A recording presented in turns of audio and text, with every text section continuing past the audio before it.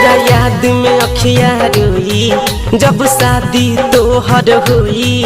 माना तू बाती गोरी ना रही अपन कोई रे मर जाई। छोड़ के जैबू हो मारल मुँह हमर पैबू हो रे मर जाई। छोड़ के जैबू हो मारल मुँह हमर पैबू हो।